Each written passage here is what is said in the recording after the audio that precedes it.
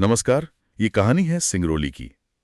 एक ऐसी जगह की जिसे विकास ने मतलब एक स्वर्ग बनाने का वादा किया था, हाँ, पर वहां के लोगों के लिए वो शायद एक नर्क बन गया। सही बात है। और देखिए, ये कहानी भले ही 1983 में सेट हो, लेकिन विकास और विस्थापन का ये जो संघर्ष है, वो तो आज भी चल रहा है। बिल्कुल आज भी भारत के कई हिस्सों में चल रहा है। इसीलिए यह आज भी उतनी ही प्रासंगिक है। चलिए इस कहानी की गहराइयों में उतरते हैं। बिल्कुल। कहानी हमें सीधे 1983 के जुलाई महीने में ले जाती है। अच्छा।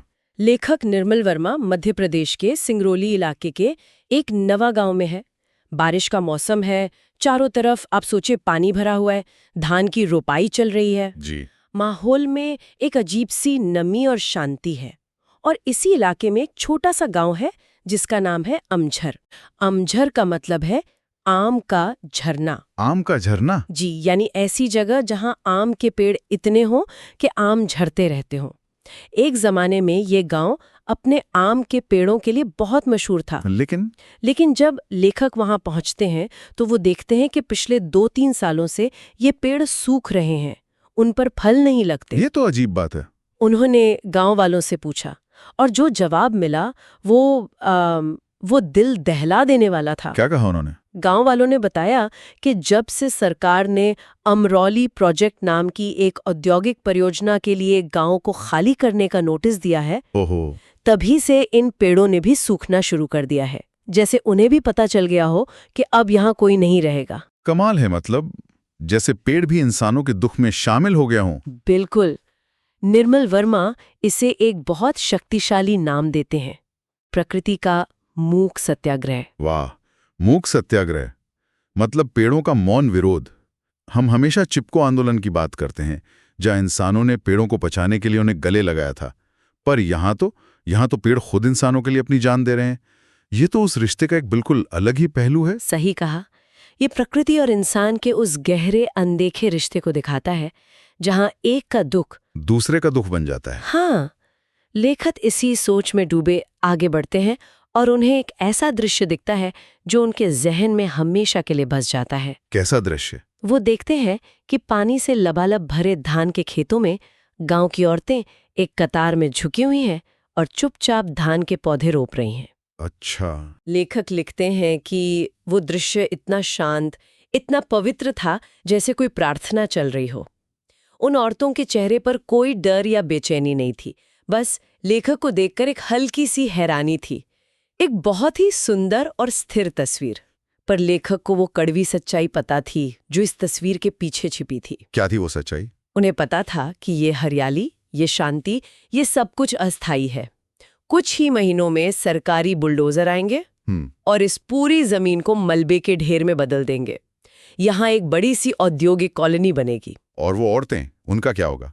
लेखक उनके भविष्य की एक धुंधली सी तस्वीर खींचते हैं। शायद वो भोपाल या जबलपुर जैसे शहरों की झुग्गियों में पत्थर तोड़ती मिलेंगी। और उनके बच्चे? हाँ, उनके बच्चे जो आज इस गांव की मिट्टी में खेल रहे हैं, वो शायद कभी जान भी नहीं पाएंगे कि उनकी जड़ें एक ऐसी जमीन से जुड़ी थी जिसका नाम अमझर था, जहां कभी आम झड़ते थे। ये सुनना बहुत भारी लगता है कि इतनी सुंदर और शांत तस्वीर के पीछे इतनी बड़ी त्रासदी छिपी हुई है।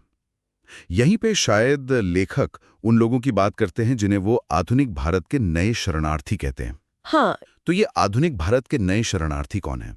लेखक कहते हैं कि जब बाढ़ या भूकंप आता है तो लोग अपना घर छोड़ते हैं, पर उनके मन में एक उम्मीद होती है कि वापस लौटेंगे। हाँ, कि जब आपदा खत्म होगी तो वो वापस लौटेंगे।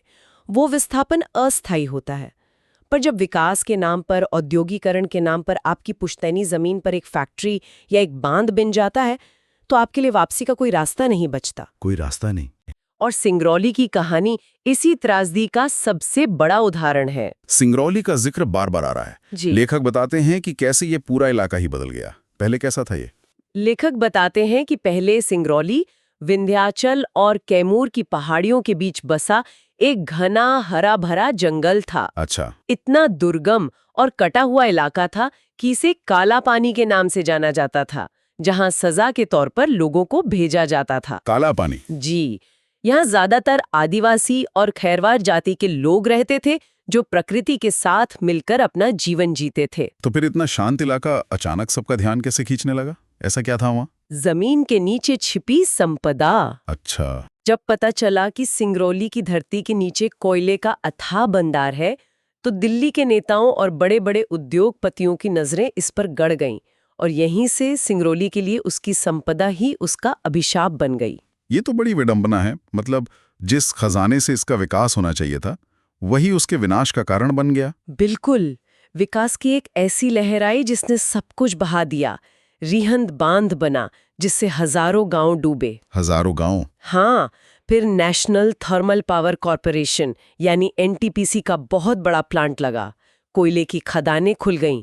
जो शांत हरा भरा जंगल था, वो देखते ही देखते धुआं, धूल, मशीनों के शोर और प्रदूषण से भरे एक औद्योगिक इलाके में तब्दील हो गया। और इस विकास का नतीजा क्या हुआ? नतीजा ये हुआ कि बिजली के उत्पादन की वजह से बाहर के लोगों ने इसे बैकुंठ यानी स्वर्ग का नाम दिया। बैकुंठ? हाँ, लेकिन वहां के मूल निवासियों के लिए, जिन्हें अपनी जमीन से उजाड़ दिया गया था, उनके लिए ये नर्क से कम नहीं था। विकास की रोशनी अपने पीछे विस्थापन का घना अंधेरा लेकर आई। और यहीं पर निर्मल वर्मा विकास के पूरे मॉडल पर ही एक बड़ा सवाल खड़ा करते हैं ना? बिल्कुल, वर्मा कहते हैं कि आजादी के बाद हमने आंखें बंद करके पश्चिम के विकास मॉडल की नकल की। बिना सोचे समझे? हाँ, बिना ये सोचे कि क्या वो हमारे देश के मिजाज के लिए सही है भी या नहीं। उनकी नजर में यूरोप और भारत की पर्यावरण संबंधी चिंताओं में क्या मुख्य अंतर है? लेखक के अनुसार यूरोप में पर्यावरण का सवाल मनुष्य और भूगोल के बीच संतुलन बनाने का है। अच्छा। यानी प्रकृति को कैसे बचाया जाए, प्रदूषण कैसे कम किया जाए, संसाधनों का सही इस्तेमाल कैसे हो। ये एक तरह का भौतिक या वैज्ञानिक रिश्ता है। अब भारत में यह सवाल सिर्फ भूगोल का नहीं, बल्कि मनुष्य और उसकी संस्कृति के बीच के रिश्ते को बचाने का है। यहाँ इंसान का अपनी जमीन, अपने जंगल, अपनी नदी से सिर्फ जरूरत का रिश्ता नहीं होता। ये एक सांस्कृतिक, भावनात्मक और आध्यात्मिक रिश्ता होता है जो पीढ़ियों से चला आ रहा है। हाँ, लोकगीतों में, कहानियों में। बिल्कुल, हमारे लोकगीतों में, हमारी कहानियों में, हमारे त्योहारों में, हर जगह ये रिश्ता झलकता है। तो जो फर्क लेखक बता रहे हैं वो कुछ ऐसा है कि यूरोप में चिंता है कि हम अपने घर यानी पृथ्वी को गंदा कर रहे हैं। हाँ, जबकि भारत में चिंता ये है कि विकास के नाम पर हम अपना घर ही खो रहे हैं। हमारी संस्कृति, हमारी पहचान, वो सब कुछ जो जमीन से जुड़ा है। पश्चिमी मॉडल ने जब भारत में प्रवेश किया तो उसने सांस्कृतिक रिश्ते को समझा ही नहीं। उसने जमीन को सिर्फ एक संसाधन माना, एक कमोडिटी। हाँ, जिसे खोदा जा सकता है, बेचा जा सकता है। नतीजा ये हुआ कि हमने विकास तो किया, पर अपनी आत्मा की कीमत पर। हमारी संस्कृति, हमारा पर्यावरण और हमारे मानवीय संबंध, सब कुछ उस विकास की भेंट चढ़ गया। चलिए, अब इस पाठ को परीक्षा के दृष्टिकोण से देखते हैं। मैं कुछ सीधे सवाल पूछूंगा और हम उनके संक्षिप्त और सटीक जवाब देने की कोशिश करेंगे। ठीक है। तो मेरा पहला सवाल है, अमझर से आप क्या समझते हैं और अमझर गांव में सूनापन क्यों है? अमझर का अर्थ है वो स्थान जहां आम झड़ते हैं। ये सिंगरौली का एक गांव है। वहां सूनापन इसलिए है क्योंकि अमरौली प्रोजेक्ट के तहत गांव को उजाड़े जाने की घोषणा हो चुकी है। इस घोषणा के बाद से ही आम के पेड़ों ने सूखना शुरू कर दिया है, जिसे लेखक ने प्रकृति का मूक सत्याग्रह कहा है। ठीक है।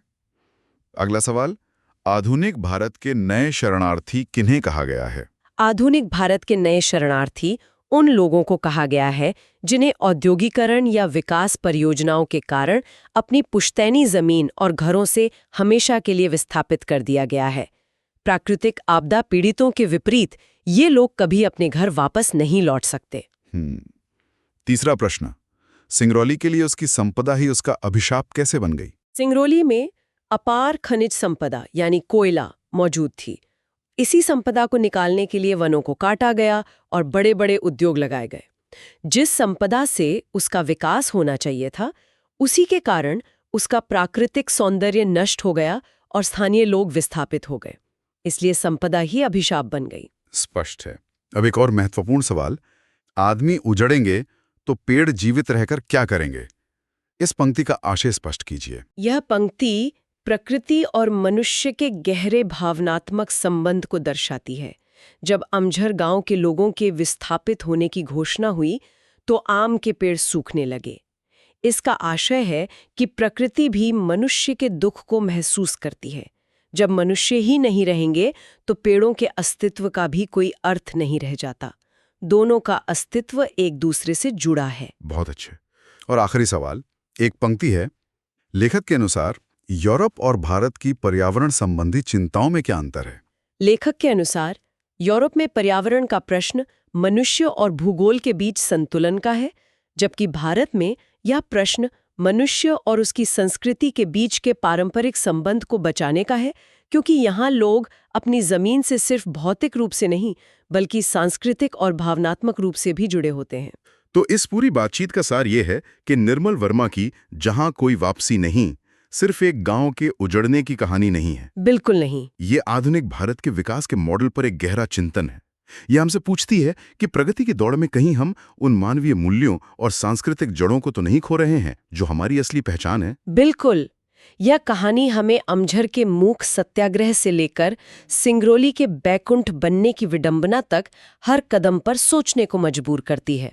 यह बताती है कि जब जमीन से इंसान का रिश्ता सिर्फ आर्थिक रह जाता है और भावनात्मक नहीं, हाँ, तो विस्थापन सिर्फ भौतिक नहीं रहता, वो एक पूरी सभ्यता का विस्थापन बन जाता है। और शायद यही इस कहानी का सबसे बड़ा संदेश है, जो आज भी उतना ही सच है जितना 1983 में था। जी। आज भी जब हम किसी बड़े हाईवे, डैम या फैक्ट्री के बनने की खबर सुनते हैं, तो क्या हम एक पल रुककर सोचते हैं कि उस चमक के पीछे कितने अमझर गांव हमेशा के लिए अंधेरे में डूब गए होंगे? ये एक ऐसा सवाल है जिसे हम सबको खुद से पूछना चाहिए।